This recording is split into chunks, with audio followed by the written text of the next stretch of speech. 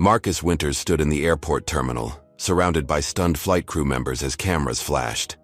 His mother Eloise, still trembling from humiliation, clutched his arm while he delivered the final blow to the airline's regional manager. What began as a simple first-class flight turned into a viral moment of justice when racial profiling met corporate power. Nobody could have predicted that one act of discrimination would lead to an industry revolution. How far would you go to stand up against injustice when it happens to someone you love? Before we dive into this shocking story, tell us where you're watching from, and if you believe in standing up for what's right, hit that like and subscribe button to see more stories of everyday people fighting back against discrimination. Marcus Winters was no stranger to beating the odds. At 42, he had transformed himself from a kid in the south side of Chicago to the CEO of Pinnacle Technologies, a Fortune 500 company valued at over $12 billion. His corner office on the 50th floor of the Pinnacle Tower featured floor-to-ceiling windows overlooking the city, where he once delivered newspapers as a boy. But despite his custom Italian suits and the respect he commanded in boardrooms, Marcus never forgot where he came from or who got him there. Eloise Winters had raised Marcus alone after his father was killed in a factory accident when Marcus was just 7. She worked 3 jobs cleaning offices at night, serving breakfast at a diner in the mornings, and taking shifts at a department store on weekends. Her hands were always rough from cleaning chemicals, but they were gentle when she helped Marcus with his homework. "Education is the one thing they can never take from you," she would tell him as they hunched over textbooks at their kitchen table, the only light coming from a flickering bulb overhead. Despite graduating top of his class, Marcus faced rejection. After rejection from tech firms where interviewers seemed impressed with his resume, but somehow always found candidates who were a better cultural fit. He heard the whispers about diversity hires and dealt with assumptions that he must be in sales rather than engineering. At his first job, a colleague had asked him to empty the trash, mistaking him for the janitor despite his degree from MIT. 20 years later, he had proven them all wrong. Marcus had pioneered machine learning algorithms that transformed how companies process data, built his own startup, and eventually merged with Pinnacle, taking over as CEO 5 years ago. Under his leadership, the company's stock had tripled. Now he employed over 15,000 people, including many from underrepresented backgrounds who might have otherwise been overlooked. Just as he almost was, Eloise had never stopped working, refusing Marcus's offers to support her financially. "These hands need to stay busy," she would say. But at 68, arthritis was making her daily tasks more difficult. She had recently retired from the EU department store after 40 years of service, receiving a small gold-plated pin and a cake in the break room. For her birthday, Marcus wanted to give her something special. He arranged first-class tickets to Paris, a city she had always dreamed of visiting but never thought she would see. He kept it a surprise until the night before, presenting her with a small model of the Eiffel Tower and the tickets. Eloise had cried, holding the tickets like they were made of delicate crystal. "We leave tomorrow morning," Marcus had told her, beaming with pride at finally being able to give his mother the experiences she deserved. "I've booked the presidential suite at the George V. We'll have breakfast with a view of the Eiffel Tower every morning." But then disaster struck. Just 3 hours before their flight, as Eloise was already packed and ready in her Sunday best, Marcus received an urgent call.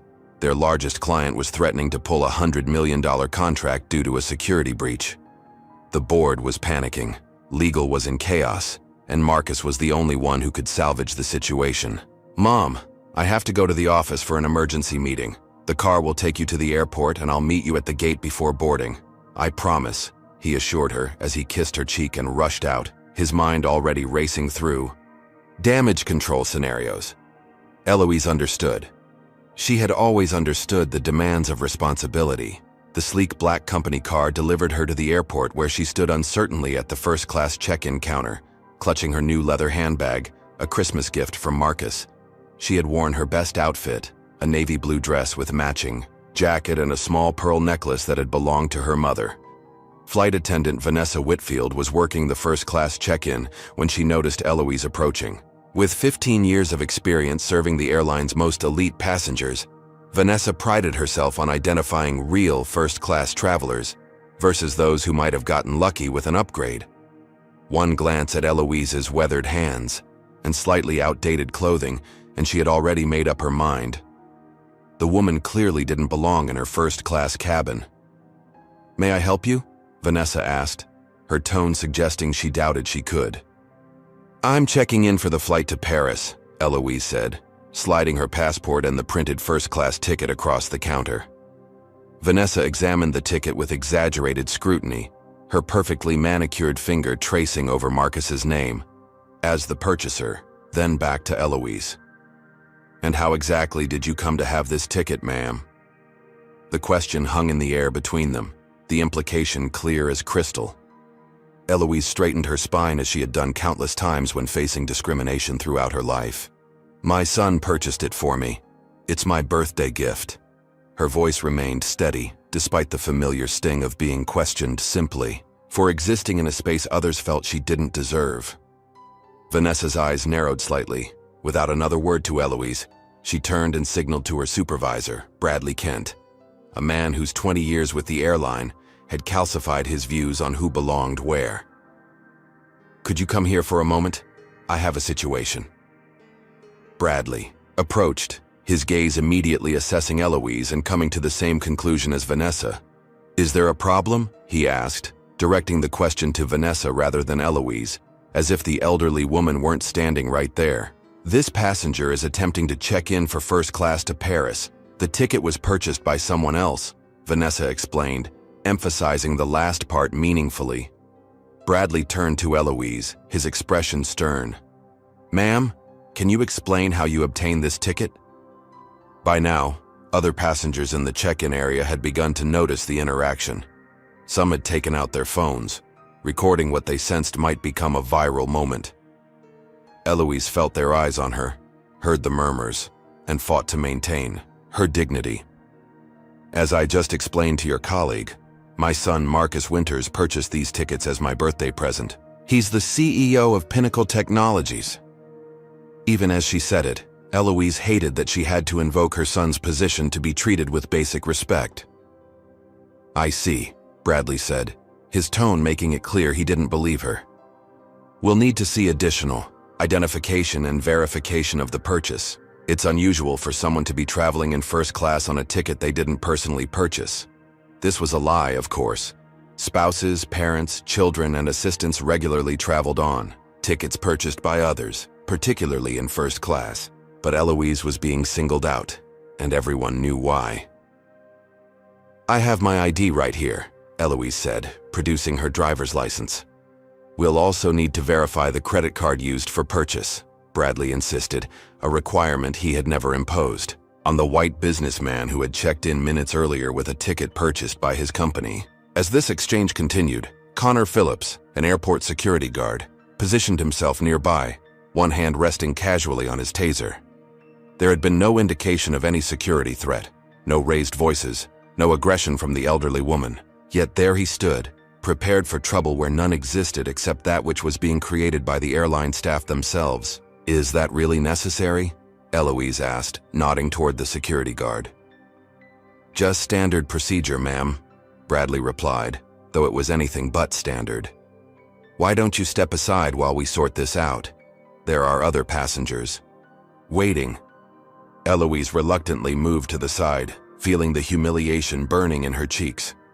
She reached for her phone to call Marcus, but the call went straight to voicemail. In the executive conference room 50 floors above the city, her son was deep in crisis negotiations, his phone silenced as he fought to save the company's most important contract. For 23 minutes, Eloise stood waiting while travelers streamed past her to their gates. 23 minutes of being treated as suspicious for having the audacity to hold a first-class ticket. 23 minutes of dignity stripped away piece by piece in full public view. Have you ever witnessed someone being treated unfairly simply because they didn't look the part? Type 1 in the comments if you've ever been judged based on your appearance rather than your character. Hit that like button if you believe everyone deserves to be treated with dignity regardless of how they look. And don't forget to subscribe for more stories that expose the reality of discrimination that happens every day. What do you think will happen when Eloise finally boards the plane? Will things improve once she's in her first-class seat? Or is this just the beginning of her ordeal? The truth might shock you more than you expect. After nearly half an hour of humiliation, Bradley finally returned with Eloise's documents. "Everything appears to be in order," he announced with obvious reluctance. "You can proceed to your gate. Boarding will begin in 40 minutes. No apology. No acknowledgement of the unnecessary delay or the embarrassment they had caused.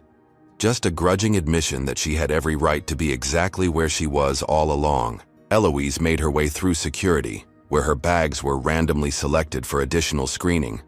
Another indignity that did not appear to be happening to other passengers of different complexions. By the time she reached Gate 32, boarding had already begun. She quickly joined the first-class line, her boarding pass clutched tightly in her hand. To her dismay, she recognized Vanessa standing at the gate, checking boarding passes. The flight attendant's smile instantly vanished when she saw Eloise. "Boarding pass, please," Vanessa said coldly, extending her hand. Eloise presented her ticket, and Vanessa scanned it without making eye contact. "You're in Group 3. "But this is a first-class ticket," Eloise said, pointing to the clear designation on her boarding pass. Vanessa leaned closer, lowering her voice. "I'm afraid first class has been overbooked. You'll be seated in premium economy. The airline apologizes for the inconvenience." This was another lie. Airlines did not overbook first class, certainly not on international flights where the cabins were carefully managed. Furthermore, if there had been a legitimate overbooking, there would have been announcements, offers of compensation, and requests for volunteers to downgrade. None of that had happened. "That doesn't sound right," Eloise said, her patience wearing thin. "My son specifically purchased first class." "You're holding up the line, ma'am," Vanessa replied, gesturing to the passengers behind her. "You can speak to the gate agent if you have concerns, but right now you need to board or step aside." Feeling the pressure of eyes behind her, Eloise reluctantly proceeded down the jetway. As she stepped onto the plane, she was directed to turn right toward economy instead of left toward first class. The flight attendant there, Trevor Wilson, checked her boarding pass. "Ma'am, this is a first-class ticket. Your seat should be in the forward cabin," he said, seeming genuinely confused. A small hope flickered in Eloise that someone would finally acknowledge the truth. "Vanessa said first class was overbooked and I've been moved to premium economy," Eloise explained. Trevor looked uncertain, but at that moment, Vanessa appeared beside him. "I've got this, Trevor. There was a seating change." She turned to Eloise. "Your seat is 12A. Defeated and not wanting to create a scene, Eloise made her way to premium economy, settling into a seat that was a far cry from the spacious first-class accommodation she was supposed to have. As other passengers boarded, she noticed something that made her blood boil. 2 white passengers were being escorted to first class by Vanessa, who was all smiles and courtesy. "Welcome aboard. We had a couple of openings in first class, so we've upgraded you from the standby list. You're in for a real treat." Eloise couldn't believe what she was witnessing. The first-class cabin that was supposedly overbooked was accepting standby passengers while she, with a paid first-class ticket, had been downgraded without explanation or compensation. She unbuckled her seatbelt and stood, making her way forward, to speak with Vanessa. "Excuse me," she said as politely as her rising anger would allow. "I just saw you seat standby passengers in first class while I've been downgraded with a paid first-class ticket. I'd like an explanation." Vanessa's smile vanished. "Ma'am, you need to return to your assigned seat immediately. Not until you explain why standby passengers are being seated in first class when you told me it was overbooked. If you continue to be disruptive, I'll have to ask the captain to have you removed from the flight," Vanessa threatened. As if on cue, Captain Richard Hayes emerged from the cockpit. A 30-year veteran of the airline, Hayes had seen his industry change dramatically over the decades, not always in ways he appreciated. He sized up the situation with a glance. "Is there a problem here?" he asked, his voice carrying the unmistakable authority of command. "This passenger is refusing to follow crew instructions and is creating a disturbance," Vanessa reported before Eloise could speak. "I have a first-class ticket, but I've been seated in premium economy while standby passengers are being placed in first class," Eloise explained, showing him her boarding pass. Captain Hayes barely glanced at it. "Ma'am, federal regulations require all passengers to comply with crew member instructions. If the flight attendant has assigned you a seat, that's where you need to be. We can sort out any misunderstandings after we're airborne." "But, no buts," he interrupted. "Either return to your assigned seat now, or I'll be forced to have you removed for interfering with crew member duties." The injustice was staggering. Eloise stood there, a 68-year-old woman who had worked hard her entire life, being threatened with removal from a flight for simply asking to receive the service she had paid for. "Am I being clear?" Captain Hayes pressed when she didn't immediately respond. Eloise nodded, tears of frustration and humiliation threatening to spill.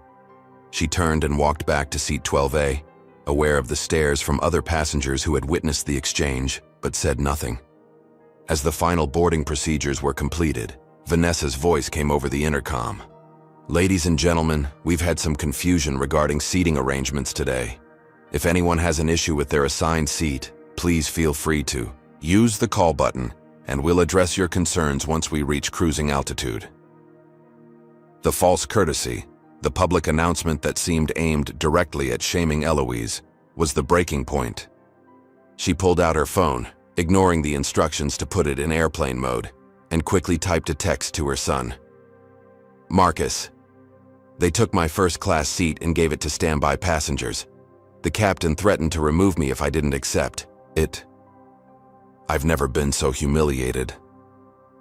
As the plane began to taxi, Eloise watched through tear-filled eyes as Vanessa offered champagne to the passengers in first class, including the standby passengers who had taken what should have been her seat. She had faced discrimination her entire life, but somehow this betrayal cut deeper than most. Marcus Winters was just wrapping up the emergency board meeting when his phone vibrated with his mother's text. He had successfully contained the crisis, negotiating a compromise that would keep their biggest client while protecting Pinnacle's interests. The board members were shaking his hand, congratulating him on his quick thinking and leadership when he glanced at his phone screen and felt his world tilt on its axis. "Excuse me," he said abruptly, stepping away from the conference table to read the full message. As the words registered, something powerful and primal rose within him. All his life, he had worked within the system, fought the battles of discrimination with patience, intelligence, and strategic thinking. He had built his success by being twice as good, never losing his cool, always maintaining the professional demeanor expected of a CEO. But this was his mother, the woman who had sacrificed everything for him, the woman who still bore the calluses of decades of manual labor so he could have opportunities, the woman who had taught him his worth in a world determined to diminish it. "I need to go," he announced to the startled board members. "Family emergency." But the press release about the client, his communications director began. "Handle it," Marcus cut him off, already striding toward the door. "Diana, you have authority to sign off on the final language." Diana Chen, Pinnacle's CFO and Marcus's most trusted ally in the company, nodded quickly. She had worked alongside him for 15 years and had never seen that particular look in his eyes. "Go," she said simply. Marcus called his driver as he rode the elevator down. "Get me to the airport now." In the back of the sleek company car, Marcus made a series of rapid-fire calls. First to the airline's corporate headquarters, demanding to speak to someone in authority about his mother's situation. He was shuttled between departments, placed on hold, transferred to customer service, and finally connected with James Thornton, a vice president of customer experience. "Mr. Winters, I understand you're upset, but I'm sure there's been a misunderstanding," Thornton said, his voice dripping with the practiced condescension of someone accustomed to managing the customers. "My mother has a confirmed first-class ticket," Marcus said, fighting to keep his voice level. "She's been downgraded without explanation while standby passengers were seated in first class. The captain threatened to have her removed when she questioned it." "Without knowing the specific details, I can't comment on operational decisions made by our flight crew," Thornton replied. "I'd be happy to look into this after the flight and perhaps offer some compensation miles for any inconvenience." "The plane is still on the ground," Marcus said. "You can fix this now." I'm afraid once boarding is complete and the door is closed, we cannot make changes to... Listen carefully, Marcus interrupted, his patience evaporating. I am Marcus Winters, CEO of Pinnacle Technologies. My company books over $30 million in annual travel with your airline. My mother is being discriminated against on your flight right now, and if you don't fix it immediately, I will ensure that every media outlet in the country knows about it by tomorrow morning. Are we clear? There was a pause on the line. Mr. Winters, there's no need for threats. I'm sure we can... The plane hasn't taken off yet. Make it happen. Marcus ended the call and immediately dialed his company's legal counsel. Jeffrey, I need you to prepare for possible legal action against Atlantic Airways for racial discrimination. I'm texting you the details now. His next call was to his head of corporate communications. Sarah, I may need you to prepare a statement about Pinnacle Technologies terminating our relationship with Atlantic Airways due to discriminatory treatment. Stand by for my signal. As his car wove through traffic toward the airport, Marcus received a call from an unknown number.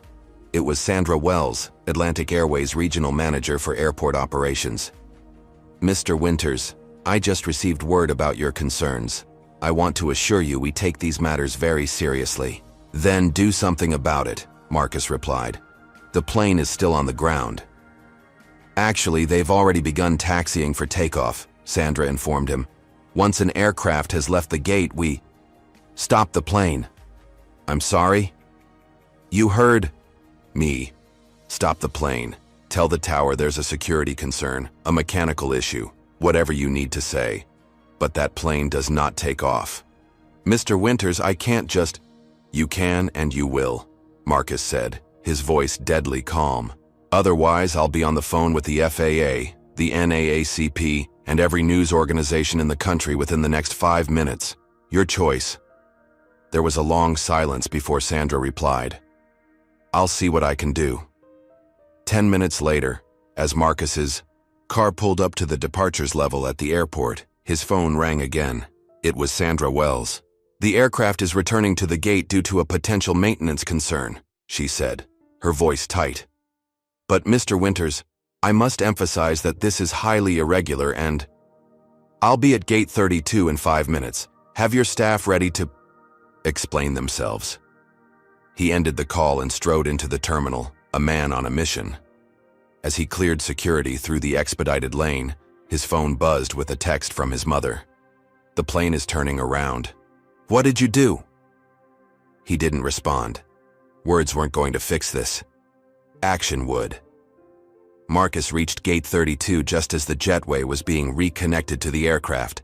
Sandra Wells was waiting, flanked by 2 customer service managers, all wearing practiced expressions of corporate concern. Mr. Winters, I'm Sandra Wells, regional manager for... I know who you are. Marcus cut her off.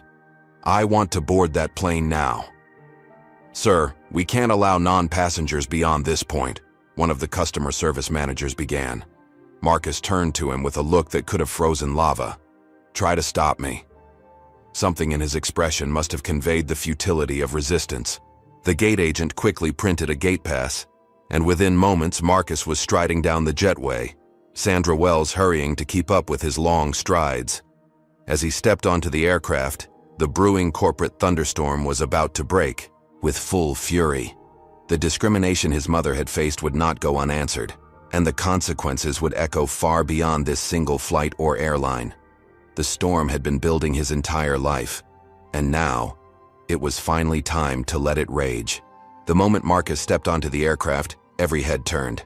In his tailored charcoal suit and commanding presence, he was clearly someone of importance, and the tension crackling around him was palpable.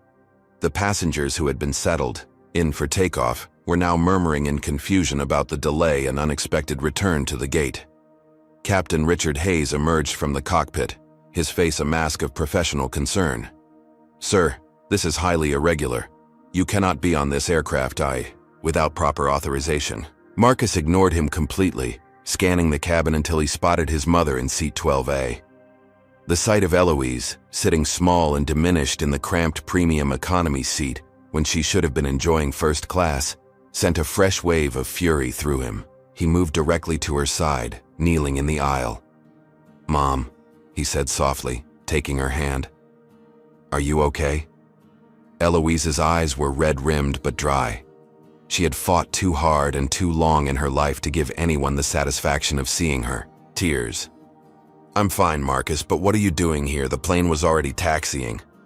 I'm fixing this, he said simply, helping her to her feet. Get your things. Captain Hayes stepped forward, blocking their path. Sir, I need you to exit the aircraft immediately. This passenger has been assigned this seat due to operational requirements, and we need to depart.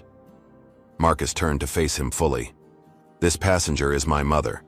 She has a first-class ticket that your staff downgraded without explanation, compensation, or consent, while seating standby passengers in first class. So unless you want to explain to a federal judge why that doesn't constitute discriminatory treatment, I suggest you get out of our way. By now, flight attendant Vanessa Whitfield had hurried down from first class. Captain, I can explain the seating situation. There were system issues that required some adjustments. System issues, Marcus repeated, his voice dripping with disbelief. That's interesting, because the two passengers you upgraded from standby to first class don't seem to be experiencing any system issues. In fact, they're enjoying the champagne that should have been served to my mother. Passengers throughout the cabin had begun recording the confrontation on their phones. In the digital age, incidents like this no longer disappeared into the word-against-word void of customer service complaints. Everything was being documented in real time. If everyone could please remain calm, Sandra Wells said, having followed Marcus onto the plane. Mr. Winters, let's discuss this off the aircraft so these passengers can continue their journey. These passengers can continue their journey as soon as my mother is in her rightful seat in first class, Marcus replied. And I want to hear Vanessa and Captain Hayes explain their actions. Right here. Right now. Vanessa stepped forward, her professional demeanor firmly in place despite the situation. There was a miscommunication about the seating assignments. We can certainly accommodate Ms. Winters in first class now that we're aware of the issue. That's not an explanation. That's an evasion, Marcus countered. You knew exactly what you were doing when you lied about first class being overbooked, and then seated standby passengers there. Captain Hayes attempted to regain control of the situation. Mr. Winters, I was simply following standard protocol when a crew member reports a passenger disruption. A disruption that consisted of my mother politely asking why she was removed from the seat she paid for, Marcus said. Tell me, Captain Hayes, do you threaten to remove all passengers who ask questions or just the black ones? The bluntness of the question sent a ripple through the cabin. Some passengers shifted uncomfortably, others nodded in recognition of a truth rarely spoken so plainly. That's an outrageous accusation, Hayes blustered. Race had nothing to do with my decisions. Then explain why my mother, with a confirmed first-class ticket, was seated in premium economy while white standby passengers were placed in first class. Explain why she was threatened with removal for questioning this obvious discrepancy. Neither Hayes nor Vanessa had a response that would hold up under scrutiny. Sandra Wells attempted damage control. Mr. Winters, Atlantic Airways has a strict non-discrimination policy. If there was any misunderstanding or if staff failed to follow proper procedures, we sincerely apologize and will conduct a thorough investigation. A misunderstanding implies something accidental, Marcus said. There was nothing accidental about this, and an investigation conveniently places the resolution somewhere in the future, after everyone has moved on. He pulled out his phone and played a recording. It was his earlier conversation with James Thornton, the airline VP who had dismissed his concerns.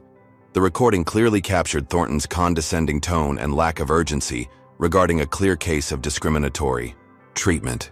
I record all my business calls as a standard practice, Marcus explained, and this call clearly demonstrates your company's indifference to discrimination. Now, would anyone like to continue pretending this wasn't racial profiling? The cabin had gone completely silent.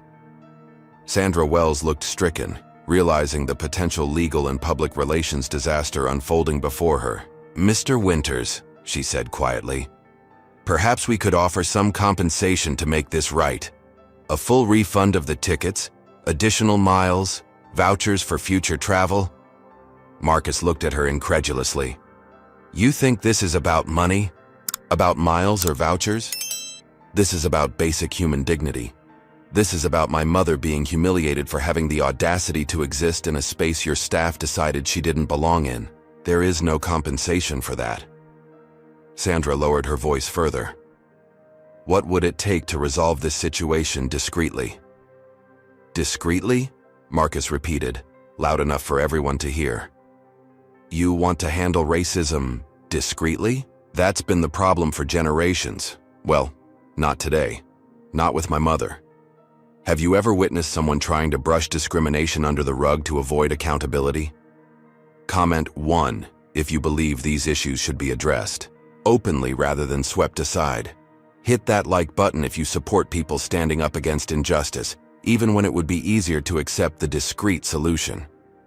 And subscribe if you want to see more stories of people refusing to let prejudice go unchallenged. What do you think Marcus will do next? Will he accept the airline's attempt to quietly resolve the situation, or is he about to demonstrate the true power he wields? The answer might surprise even the most powerful executives in the room. Marcus Winters had built his career on calculated decisions and strategic thinking. Even in moments of crisis, he rarely acted on pure emotion. But as he stood in the aisle of that aircraft, his mother's dignity hanging in the balance, he made a decision that would send shockwaves through an entire industry. He pulled out his phone again and opened Twitter. With practiced efficiency, he typed, "Live from flight number AA207, where my 68-year-old mother was just removed from her paid first-class seat and threatened with removal for questioning why white standby passengers were given her seat. Atlantic Airways, this is what discrimination looks like in 2025. He attached a photo of his mother's first-class ticket alongside a picture of her seated in premium economy, then pressed tweet. Within seconds, his phone began buzzing with notifications as the post spread like wildfire across social media platforms. Marcus had over 2 million followers, many of them industry leaders and influencers, who immediately began amplifying his message. Sandra Wells's phone chimed with an alert, and her face paled as she read it. Mr. Winters, there's no need to escalate this on social media. We can resolve this right here. It's already escalated, Marcus replied calmly. The moment your staff decided my mother didn't deserve the dignity of the service she paid for, it became bigger than just this flight. He turned to address the entire cabin. Ladies and gentlemen, I apologize for the delay in your journey. My name is Marcus Winters. I'm the CEO of Pinnacle Technologies, and this is my mother, Eloise Winters. Today she was removed from her rightful seat in first class and was seated here while standby passengers took her place. When she questioned this, the captain threatened to have her removed from the flight. Murmurs of disapproval rippled through the cabin. Pinnacle Technologies currently spends over $30 million annually on travel with Atlantic Airways for our executives and staff. As of this moment, that relationship is terminated, Sandra Wells gasped audibly.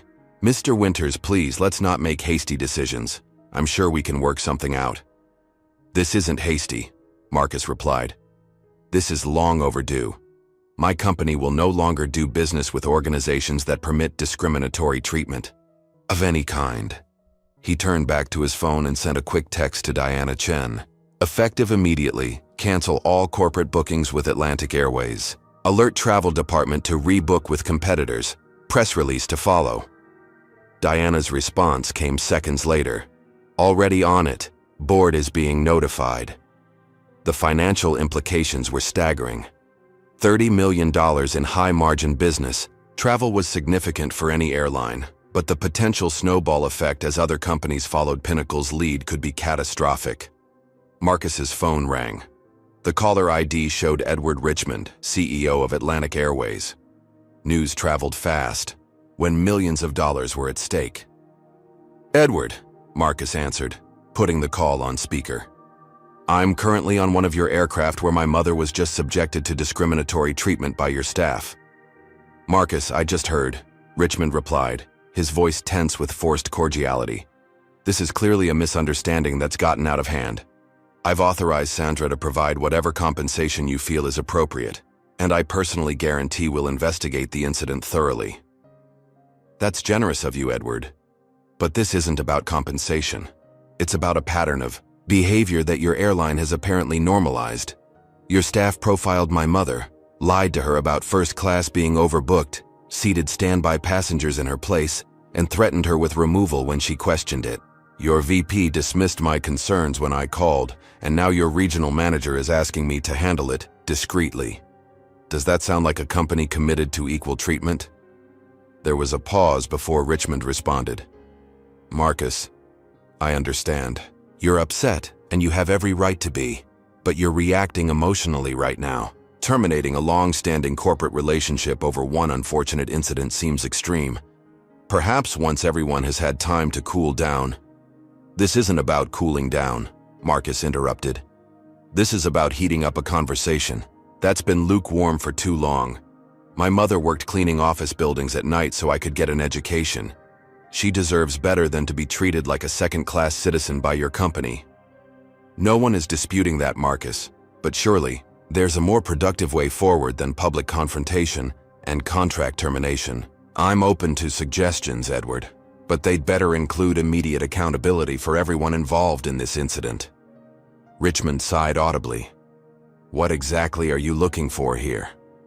Marcus didn't hesitate. I want Vanessa, Captain Hayes, Bradley Kent from check-in, and James Thornton from your corporate office placed on administrative leave pending a full investigation. I want a comprehensive review of your company's training and policies regarding equal treatment, and I want a public acknowledgement that what happened today was unacceptable. Administrative leave for a captain and senior VP based on one incident? Marcus, be reasonable. I can't just... You can and you will, Marcus cut in. Otherwise, this becomes much more than $30 million in lost business. This becomes a class action lawsuit and a public relations nightmare that will cost you 10 times that amount. The silence on the line stretched as Richmond calculated his options. Finally, he spoke. Sandra can handle the immediate situation. On the ground, you and I should meet tomorrow to discuss the broader issues and response. Today, Edward. This gets addressed today. More silence. Then, fine. My office, 4 o'clock. Your office suggests this is a supplication. It's not. We'll meet at the Pinnacle Technologies conference room at 4, and bring your chief of operations and head of HR. Marcus ended the call before Richmond could respond. The power dynamic had shifted decisively, and everyone on that aircraft knew it. In the space of 15 minutes, a routine case of discrimination that would typically end with an ignored complaint form had escalated to a CEO-level crisis. Sandra Wells looked shell-shocked. Mr. Winters, shall I arrange for your mother to be seated in first class now, so the flight can depart? Marcus looked at his mother, silently asking her preference. Eloise shook her head slightly. I don't think I want to fly with this airline today, Marcus. We'll be deplaning, Marcus informed Sandra, and we'll expect Atlantic Airways to transfer our tickets to another carrier for tomorrow's flight. As Marcus gathered his mother's belongings, his phone buzzed with a news alert. The financial markets had already caught wind of the situation. Atlantic Airways stock had dropped 3% in after-hours trading on rumors of losing Pinnacle Technologies business. By morning, that number would likely multiply as the full story spread. Social media was exploding with the hashtag #JusticeForEloise, which was trending nationally. Thousands of people were sharing their own experiences of discrimination on airlines, creating a tsunami of negative publicity that would take years to overcome. As Marcus and Eloise made their way toward the exit, passengers began to applaud. Not everyone, but enough to make a statement. It was a spontaneous acknowledgement of something rarely seen: actual consequences for the casual discrimination that occurred daily across the country. Marcus nodded in acknowledgement but kept moving. This wasn't about applause or viral moments.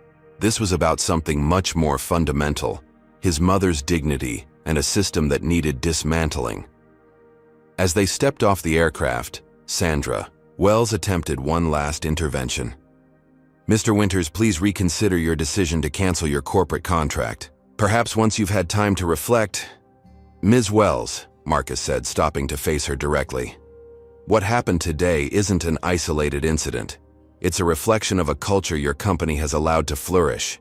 Change that culture, and we can revisit our business relationship. Until then, Pinnacle Technologies will take its business elsewhere.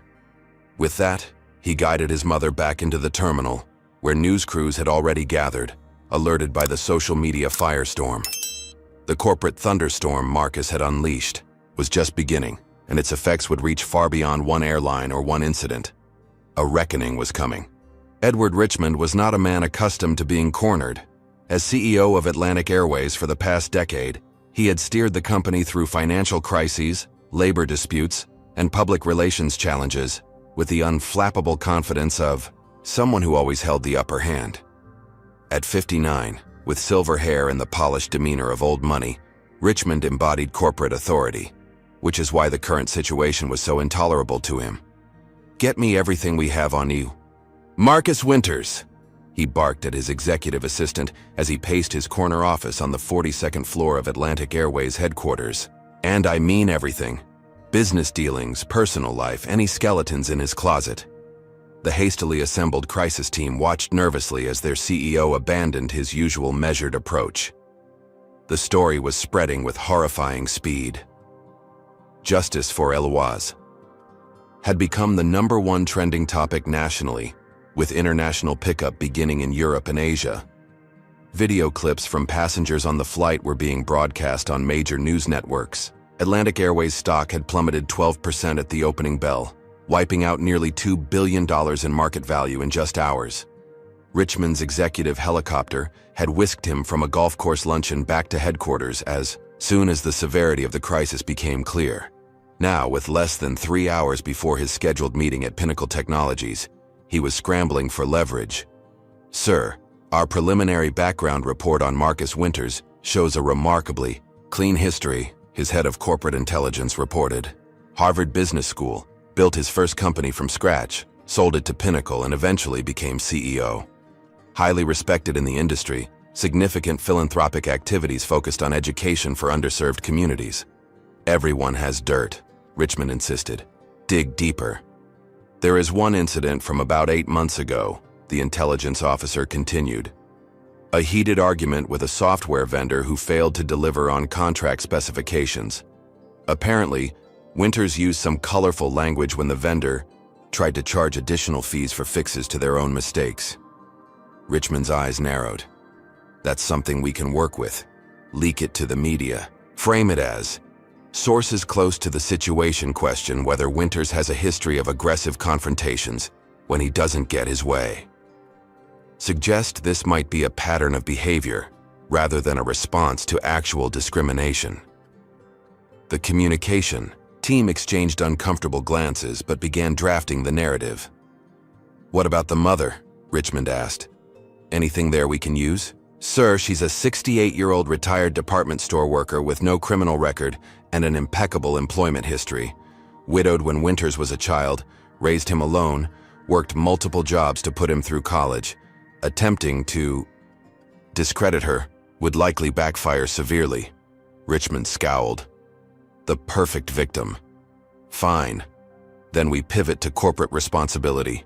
I want a press release announcing a $1 million donation to the Urban League and a commitment to enhanced diversity training for all customer-facing staff. Make it clear this is something we had planned before this incident, not a reaction to it. Also," he continued, "reach out to Winters' board members individually. Suggest that while discrimination is obviously unacceptable, Winters' public approach to the situation raises questions about his judgment and temperament as CEO. Imply that his actions were impulsive and potentially damaging to shareholder value." This was more familiar territory for Richmond. Corporate maneuvering, applying pressure at the right points, shifting the narrative. He had built his career on understanding where power truly resided and how to leverage it. If Marcus Winters thought he could simply humiliate Atlantic Airways without consequences, he was about to learn otherwise. "One more thing," Richmond added. "Contact Pinnacle's major competitors. Offer them preferential rates and exclusive perks if they'll publicly announce new corporate travel contracts with us in the next 48 hours. We need to counter the narrative that Winters' actions will spark an exodus of corporate clients." As his team dispersed to execute his directives, Richmond placed a call to William Stewart, chairman of Pinnacle Technologies' board of directors. Stewart was old-school corporate America, a 72-year-old veteran of multiple Fortune 500 boards who valued stability and shareholder returns above all else. "Will, Edward Richmond here. I suspect you're having an interesting day." Stewart's voice was guarded. "Edward, yes, quite unexpected developments. I'll get right to the point, Will. While what happened to Mrs. Winters was regrettable and will be addressed, I'm concerned about Marcus's response. Terminating a major corporate contract via tweet in the heat of the moment raises serious governance questions. Has the board been consulted on this decision that impacts your bottom line and potentially your stock value?" The ensuing pause told Richmond everything he needed to know. The board hadn't been consulted. "These are fair concerns, Edward," Stewart finally replied. "Rest assured, the board is closely monitoring the situation." "I'm scheduled to meet with Marcus at 4 o'clock today," Richmond continued. "I hope cooler heads will prevail, but his demands so far have been, frankly, unreasonable. Placing a captain and senior VP on leave without due process would set a dangerous precedent." "I understand," Stewart said noncommittally. "Perhaps a more measured approach would benefit all parties." Richmond pressed his advantage. "Will, we've known each other for what, 20 years?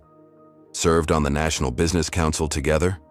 I've always respected Pinnacle Technologies and would hate to see its reputation for sound business judgment compromised by an emotional overreaction, however understandable the initial upset might be. I appreciate your perspective, Edward. I'll be discussing the matter with the board later today." After ending the call, Richmond smiled slightly. The seeds of doubt had been planted, now to water them. Within hours, his multi-pronged counter-offensive was in full swing. A source familiar with Winters' management style was quoted in a business publication describing him as sometimes volatile when challenged. A financial analyst on a cable news show questioned whether Winters' impulsive decision to terminate a major corporate contract without board approval indicated larger governance issues at Pinnacle Technologies. Richmond's final move was perhaps his most cunning. He placed a call to Andrew Parker, Pinnacle's chief operating officer, and the person who had been passed over for the CEO role when Marcus was selected 5 years earlier. The conversation was brief but pointed, suggesting that a steadier hand might be needed at Pinnacle's helm during this volatile period. By 3:30, when Richmond's executive car pulled up to Pinnacle Technologies headquarters, the narrative was already shifting. What had begun as a straightforward story of discrimination was being reframed as a question of corporate governance, executive temperament, and proper channels for addressing grievances. As Richmond straightened his tie and prepared to enter the lion's den, he felt the familiar confidence returning.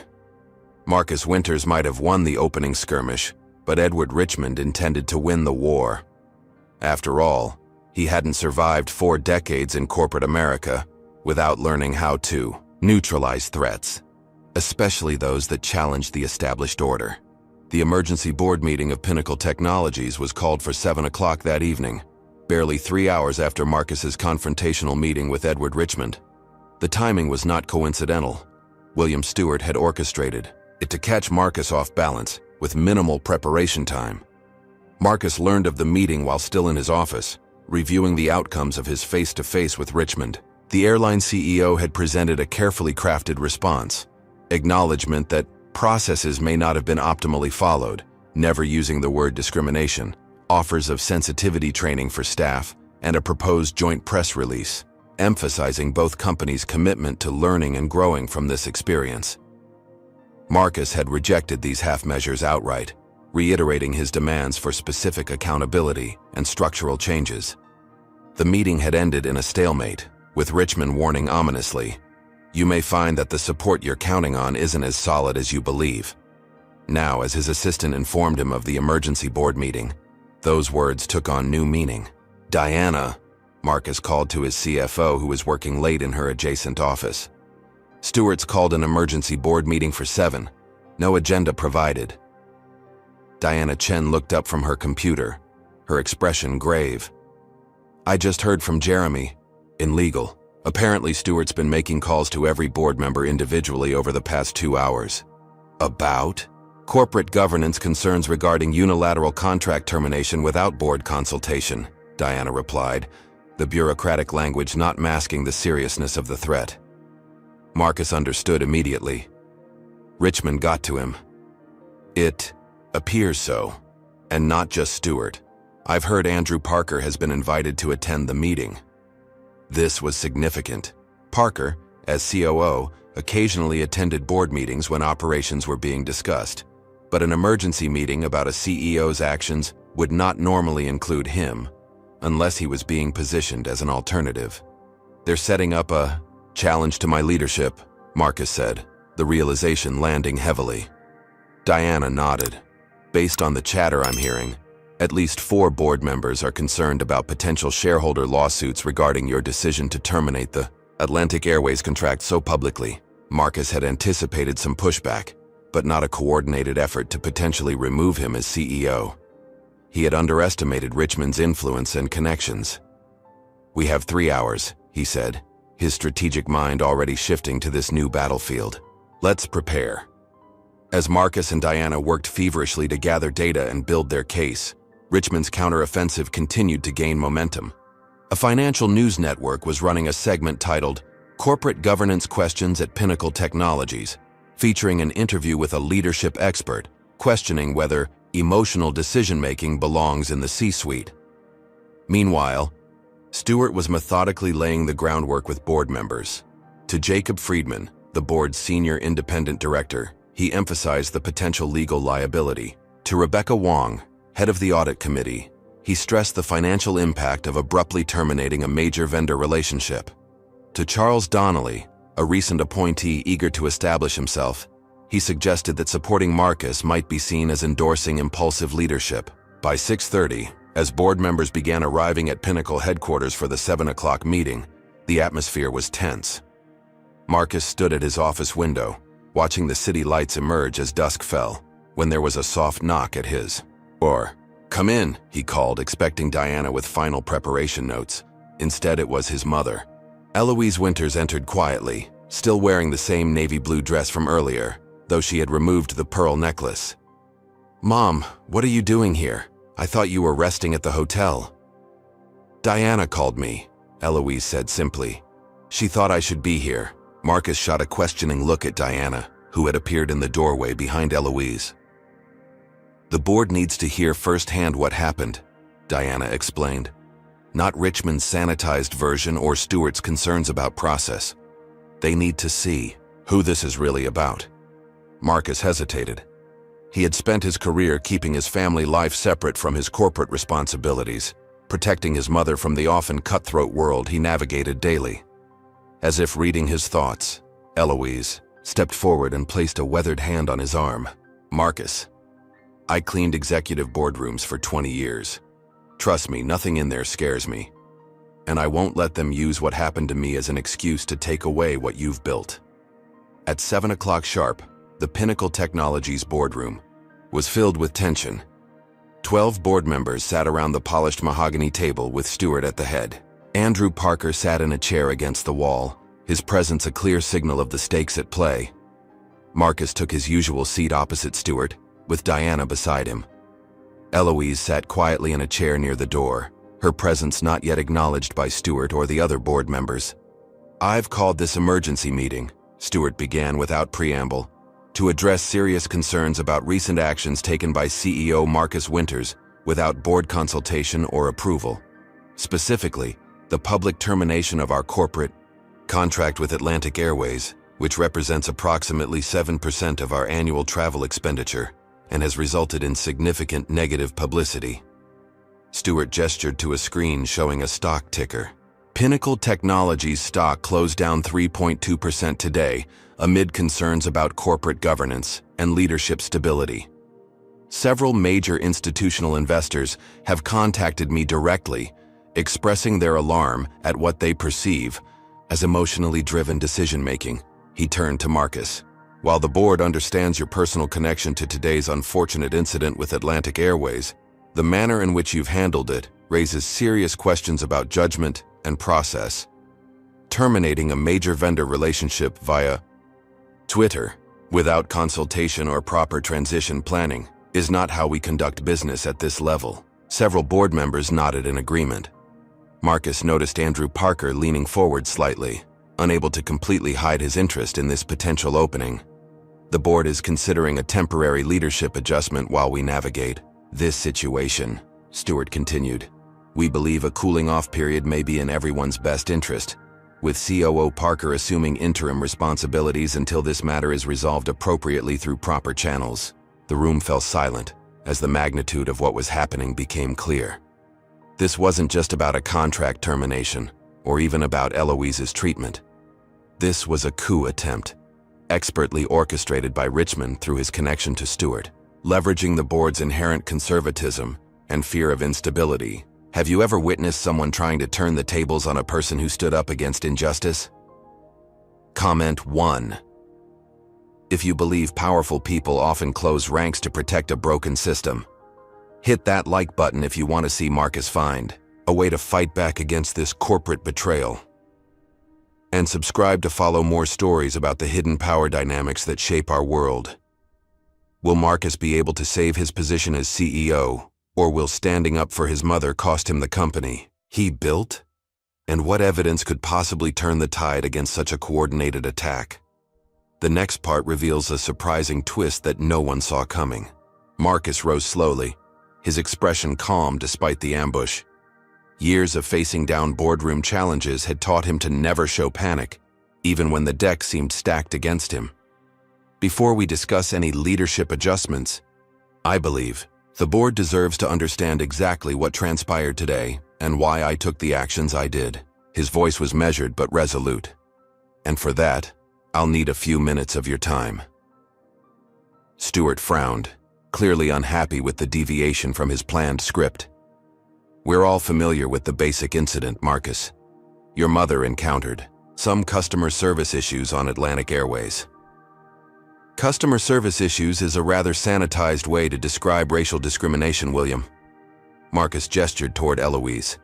My mother is here and can speak to her experience firsthand if the board wishes to hear it. For the first time, the board members seemed to notice Eloise sitting quietly at the edge of the room. Several shifted uncomfortably in their seats. That won't be necessary, Stewart said quickly. This meeting isn't about the incident itself, but about your response to it. I disagree, Marcus countered. You can't evaluate my response without understanding what I was responding to. He turned to Diana. The materials, please. Diana distributed tablets to each board member. What you're receiving is a comprehensive report compiled over the past 3 hours. The first section contains documentation of today's incident, including passenger videos, internal airline communications obtained through sources, and comparative data on how similarly situated passengers were treated differently. The board members began scrolling through the material, their expressions shifting as they viewed the unfiltered reality of what had occurred. The second section, Diana continued, contains something far more significant: evidence of a pattern. This caught everyone's attention. Working with our legal team and several former Atlantic Airways employees who came forward after today's events, we've documented 78 similar incidents over the past 36 months. In each case, passengers of color with premium tickets were questioned, downgraded, or subjected to additional scrutiny not applied to white passengers. Marcus took over. What happened to my mother today wasn't an isolated incident or a misunderstanding. It was part of a systematic pattern of discriminatory treatment that Atlantic Airways has been aware of and has failed to address. He tapped his own tablet, and a new document appeared on everyone's screens. This is an internal Atlantic Airways memo from 18 months ago, acknowledging an appearance pattern in customer complaints about first-class seating disputes. The memo recommended no action because the complaints came from a statistically small percentage of premium passengers. How did you obtain an internal airline memo? Stewart demanded. Former employees who were troubled by the company's inaction provided it voluntarily, Diana explained. Additionally, we've been contacted by 12 other Atlantic Airways passengers who experienced nearly identical treatment to Mrs. Winters over the past year alone. Marcus continued. The third section of your report contains the legal analysis. Atlantic Airways has settled 11 discrimination claims in private arbitration over the past 5 years, with non-disclosure agreements preventing public knowledge. Our legal team has determined that this establishes a pattern of awareness without corrective action, substantially increasing both liability and potential damages. The boardroom atmosphere had shifted perceptibly. What had begun as a referendum on Marcus's leadership was transforming into something else entirely. "There's more," Diana said. "We've obtained security footage from today's incident that conclusively shows the differential treatment." While Mrs. Winters was being questioned and delayed at check-in, 3 other passengers with identical ticket situations, first-class tickets purchased by someone else, were processed without additional verification. The only visible difference was their race. She played a split-screen video that made the contrast impossible to ignore. The board members watched in silence as the evidence mounted. Marcus moved to the most damning information. "Finally, we've uncovered an unofficial Atlantic Airways document titled Premium Passenger Profile Guidelines that was distributed to first-class cabin staff during training. It contains coded language about identifying passengers who align with the premium brand image and instructions for discreetly managing situations where passengers may have been incorrectly assigned to premium cabins." Rebecca Wong, the auditee committee chair, looked up from her tablet. "This is troubling. Very troubling." Jacob Friedman, the senior independent director, removed his glasses. "If authentic, these documents suggest potential legal exposure far beyond a single incident." "They're authentic," Marcus confirmed. "And they reveal that what happened to my mother was neither accidental nor isolated. It was the product of a corporate culture that Edward Richmond has overseen for a decade." Marcus paused, allowing the weight of the evidence to settle. "So yes, I acted decisively and publicly, because this wasn't just about my mother. It was about a pattern of discrimination that needed to be exposed, not handled discreetly through the usual channels that have failed to create change for years." Stewart appeared shaken but rallied quickly. "This information is concerning, certainly, but it doesn't change the fact that terminating a major contract publicly, without board consultation, violated our governance procedures." "Actually," Diana interjected, "Section 8.3 of the CEO Authorization Matrix grants Marcus unilateral authority to terminate vendor relationships in cases of ethical violations, with post-action notification to the board, which is exactly what this emergency meeting constitutes." Stewart flushed slightly. He had either forgotten this provision or hoped no one would check. Marcus pressed his advantage. "I understand the board's concern about process, but I ask you to consider what message it would send to our employees, our customers, and the public if Pinnacle Technologies chose to prioritize procedural niceties over standing against documented discrimination." The room fell silent as the board members absorbed both the evidence and the moral challenge before them. The narrative had shifted dramatically from where Stewart had tried to steer it. This was no longer about an emotional CEO making impulsive decisions. It was about a leader taking a principled stand against a documented pattern of injustice. Andrew Parker, who had been watching the proceedings with increasing discomfort, quietly rose and slipped out of the room. His opportunity to ascend to the CEO role through this controversy was evaporating before his eyes. As the evidence mounted and the true nature of what Marcus had been responding to became clear, the momentum in the boardroom had unmistakably shifted. What had begun as a potential coup was transforming into something entirely different, a moment of corporate reckoning. As the emergency board meeting approached its 3rd hour, the atmosphere had transformed completely. What Stewart had intended as a swift vote of no confidence in Marcus's leadership had evolved into a comprehensive examination of corporate ethics and responsibility. Marcus stood at the head of the table, having taken control of the meeting from Stewart through the sheer force of evidence and moral clarity. The board members, initially skeptical and concerned about market reactions, now appeared deeply troubled by what they had learned about Atlantic Airways practices. The boardroom door opened, and Jeffrey Rosenberg, Pinnacle's general counsel, entered with a grave expression. "I apologize for the interruption, but there's a development the board should be aware of immediately."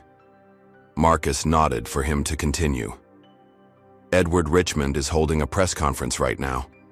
He's announcing Atlantic Airways' commitment to industry-leading diversity initiatives and characterizing today's incident as a learning opportunity. He's also stating that Pinnacle Technologies has agreed to maintain their business relationship following productive discussions. "That's an outright lie," Marcus said. "I made no such agreement." "It gets worse," Jeffrey continued. "He's framing your actions as an understandable emotional reaction that has been appropriately addressed through proper corporate channels." The implications were clear. Richmond was attempting to seize control of the narrative, diminish Marcus's stand against discrimination, and pressure the board into reversing his decision through public expectation. "He's forcing our hand," Diana observed. "If we contradict him now, we look disorganized and indecisive to the market." Marcus was about to respond when his phone buzzed with a text from an unknown number. "Check your email." From a friend at Atlantic Airways.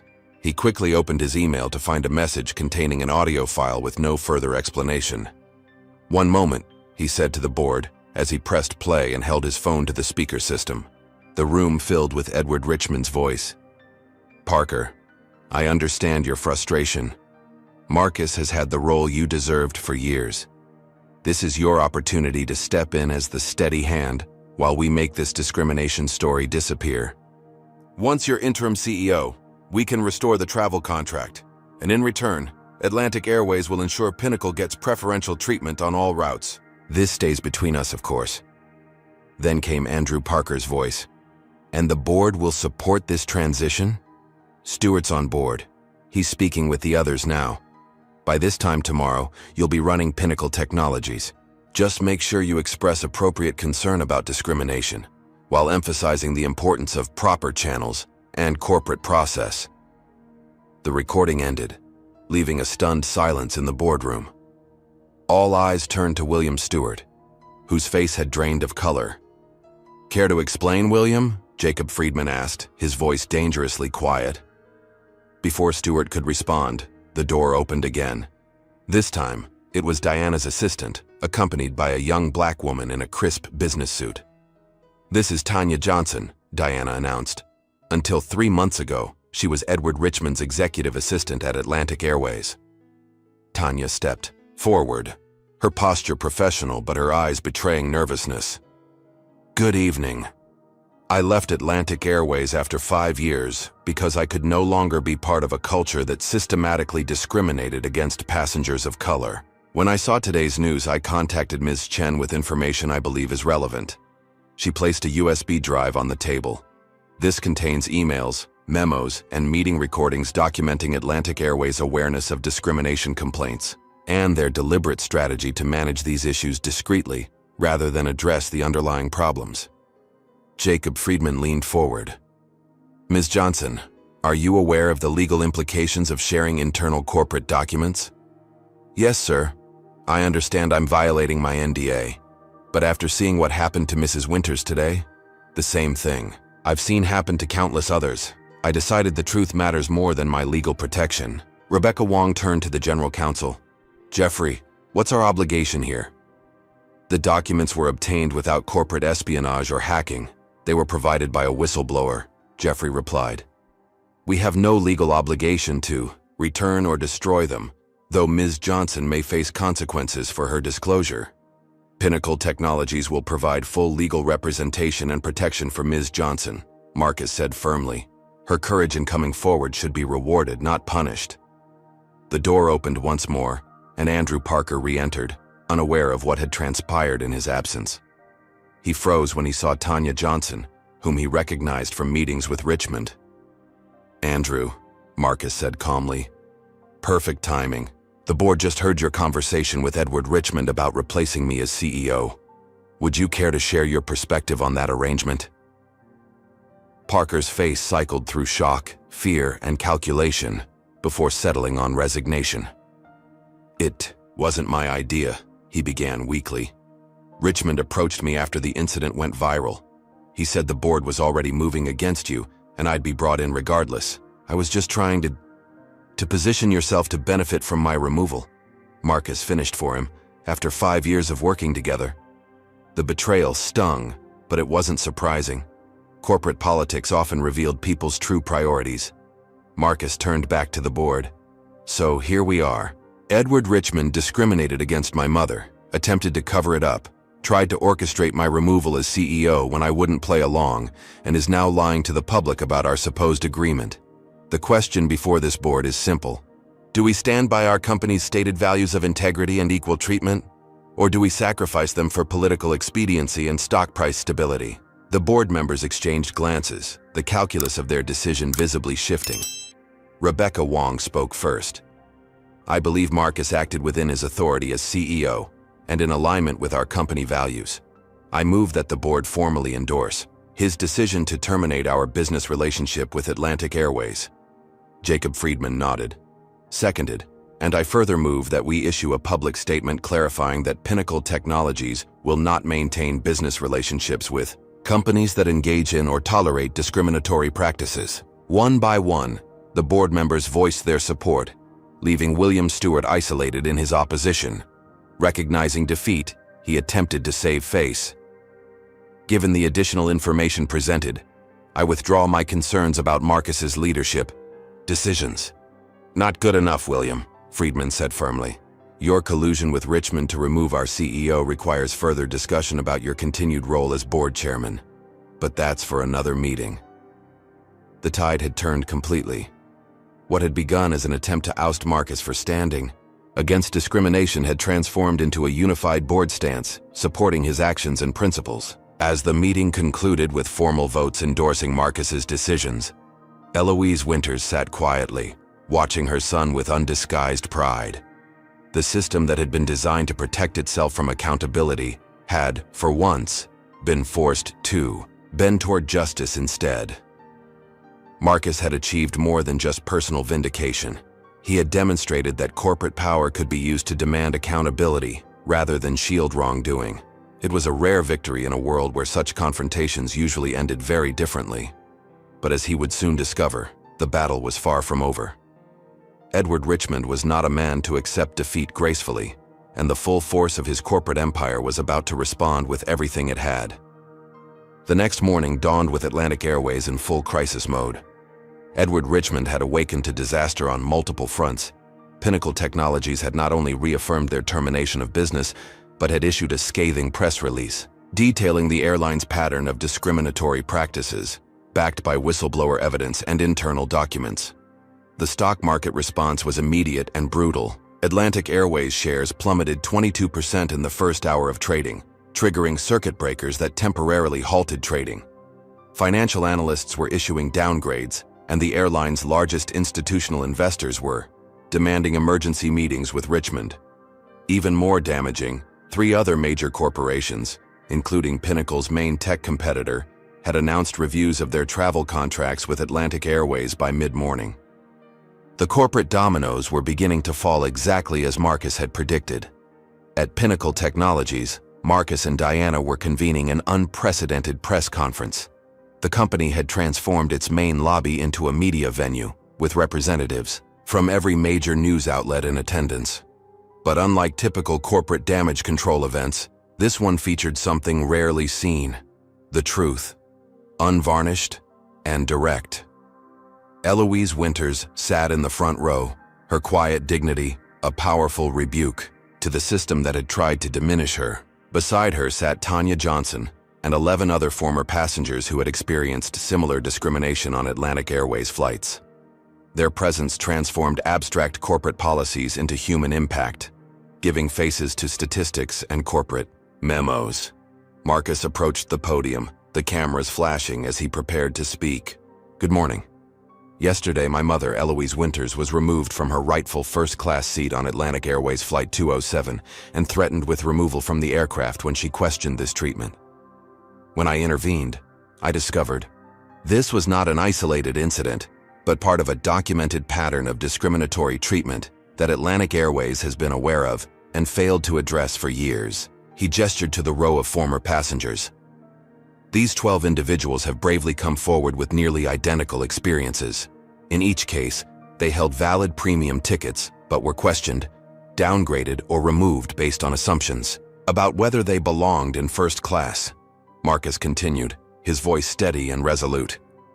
Pinnacle Technologies has terminated its business relationship with Atlantic Airways, effective immediately. This isn't merely about one incident or one airline.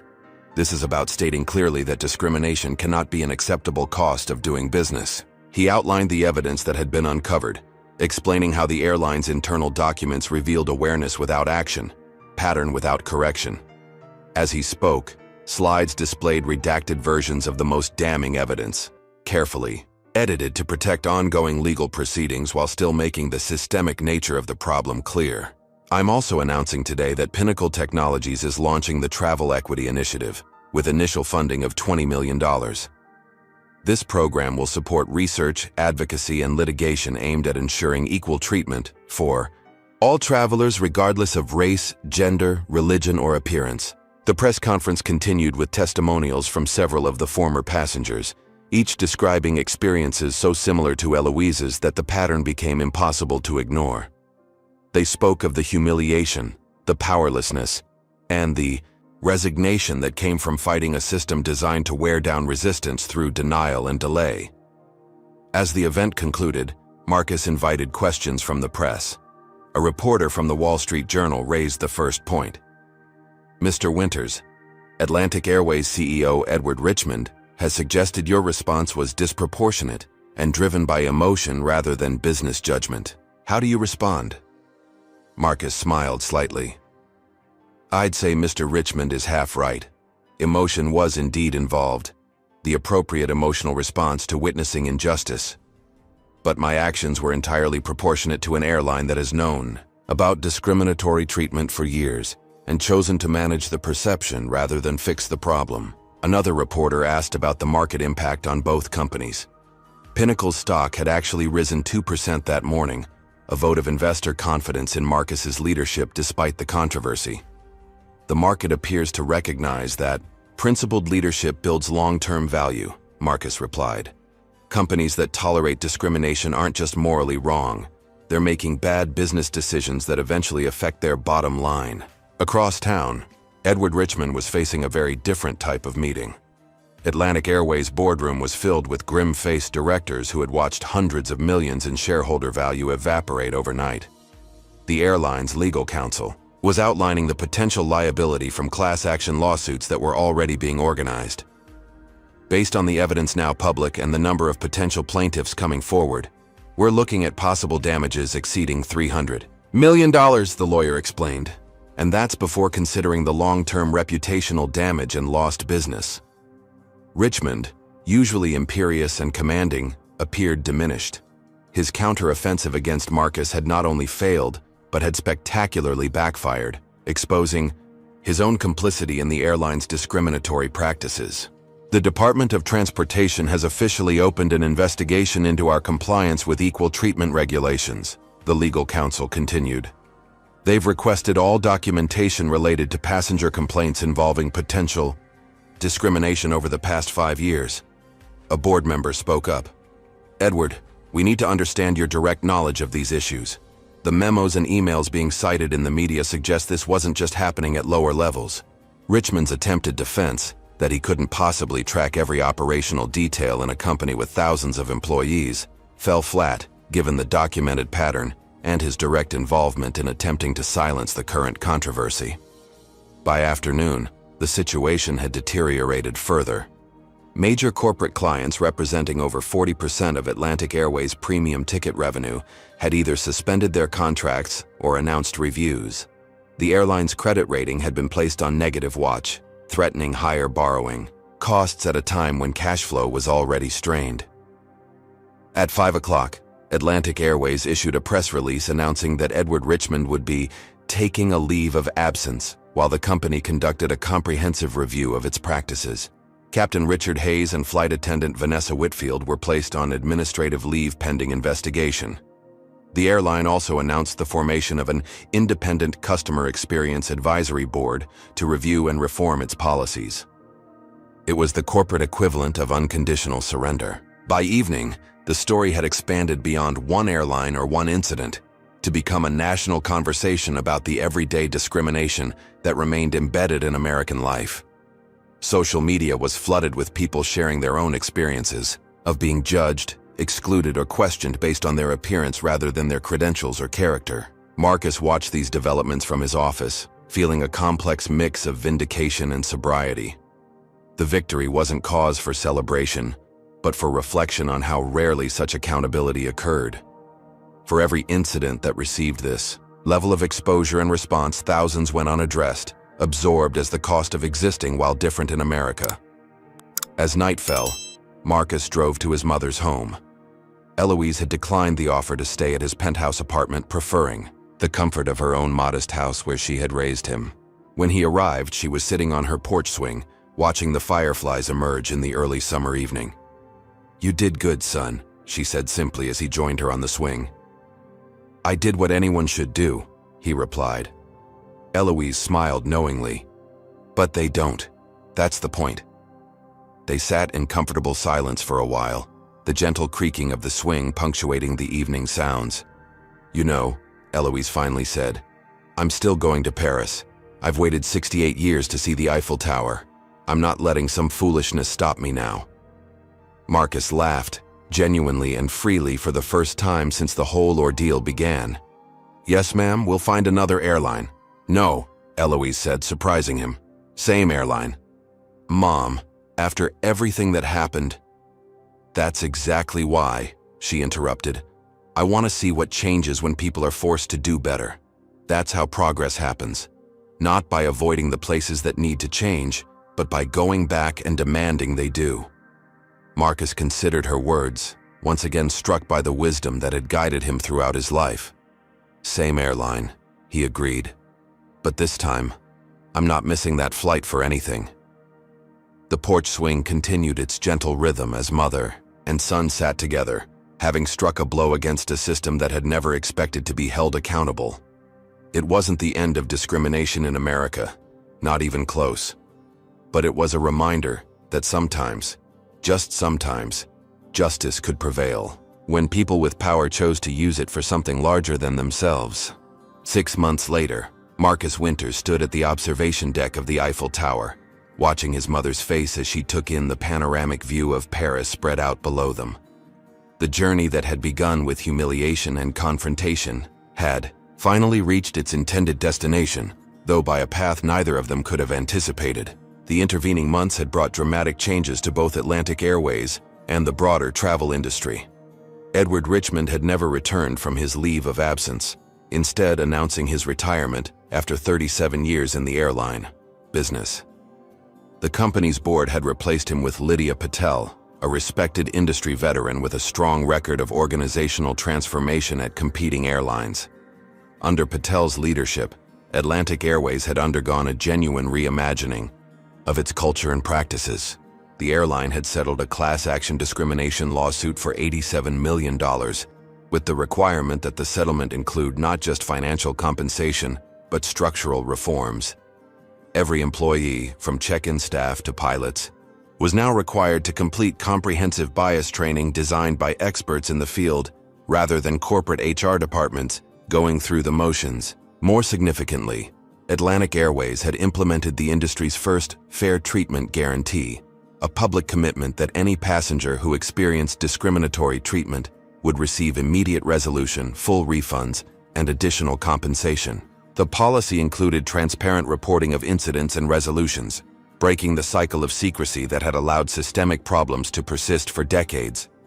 Captain Richard Hayes and flight attendant Vanessa Whitfield had both been terminated after internal investigation confirmed their pattern of biased treatment extended well beyond the incident with Eloise. As part of their separation agreements, they were required to complete 200 hours of community service working with organizations serving the communities they had discriminated against.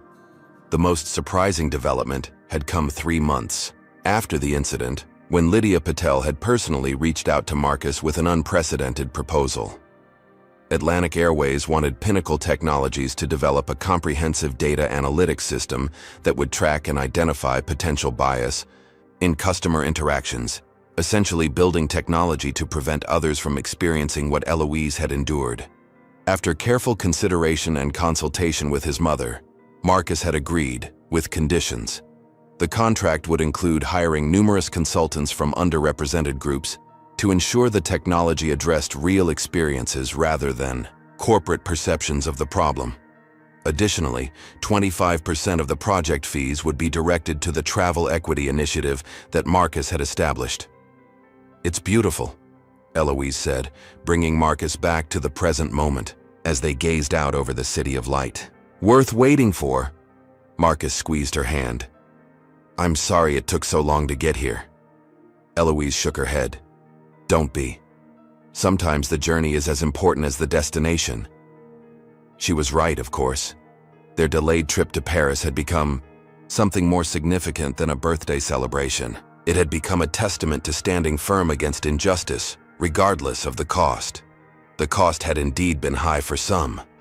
William Stewart had resigned as Pinnacle's board chairman after an internal investigation revealed the full extent of his collusion with Richmond. Andrew Parker had left the company entirely, his credibility shattered by the exposed conspiracy to replace Marcus. The corporate world could forgive many things, but being caught in a failed coup was rarely among them. For Marcus, however, the outcome had been unexpectedly positive. Pinnacle Technologies' stock had risen 28% in the 6 months since the incident, as the company's principled stand resonated with both customers and investors looking for corporations willing to align actions with stated values. The firm had attracted record numbers of job applications from top talent, drawn to a company that had proven its commitment to ethical leadership when tested. "We should head back." "Down," Eloise said. "Our dinner reservation is in an hour and I want to change." They took the elevator down to the second level, where tourists bustled about taking photos and buying souvenirs. As they waited for the next elevator to the ground, a young black woman approached them hesitantly. "Excuse me," she said. "Are you Marcus and Eloise Winters?" They nodded, somewhat surprised to be recognized in Paris. "I just wanted to thank you," the woman continued. "I'm a flight attendant with Atlantic Airways. The changes you forced our company to make, they were long overdue. Many of us had been trying to address these issues internally for years without success." She looked at Eloise. "What happened to you was wrong, and I'm so sorry. But the company I work for today is fundamentally different because you stood your ground."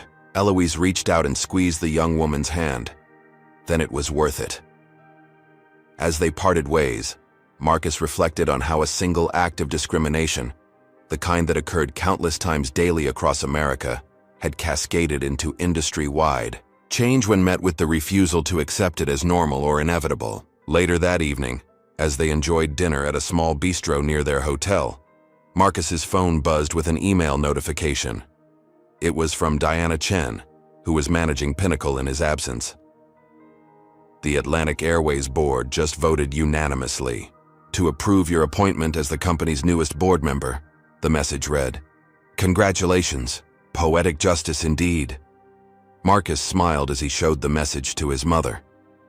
His decision to purchase a significant ownership stake in Atlantic Airways 3 months earlier had raised eyebrows across the business world. Many had seen it as an inexplicable move. Why invest in a company you had publicly criticized?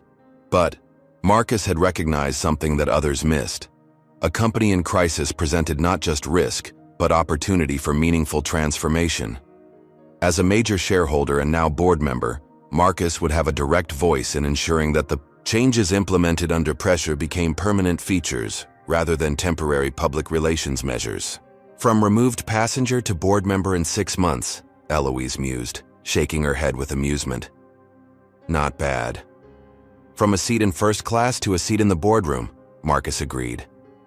They clinked glasses in a quiet toast, two people who had refused to accept that the way things are is the way they must remain. Their stand had cost a CEO his job, changed an airline's culture, launched an industry-wide reckoning, and demonstrated that power, when wielded with principle, could bend the arc of progress just a little bit further toward justice. Outside, the bistro window, the lights of Paris twinkled in the evening darkness. Eloise Winters had finally made it to the City of Light, arriving not just as a tourist, but as a catalyst for change that would benefit countless travelers who would never know her name. It wasn't the birthday trip they had planned. It was something far more significant.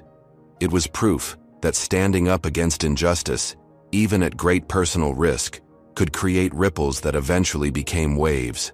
And sometimes, those waves could change the direction of the tide itself. This story ultimately teaches us that true change requires both moral courage and strategic power. When discrimination occurs, most victims lack the resources to force accountability, allowing injustice to continue unchallenged. Marcus Winters represented something rare, someone with both the personal motivation to fight discrimination and the structural power to make that fight consequential. The lesson isn't simply that we should stand up against injustice, though we should, but that systems of discrimination persist because they're protected by networks of power designed to absorb isolated challenges. Only when these systems face coordinated pressure from multiple directions, legal, financial, public, and internal, do they truly change.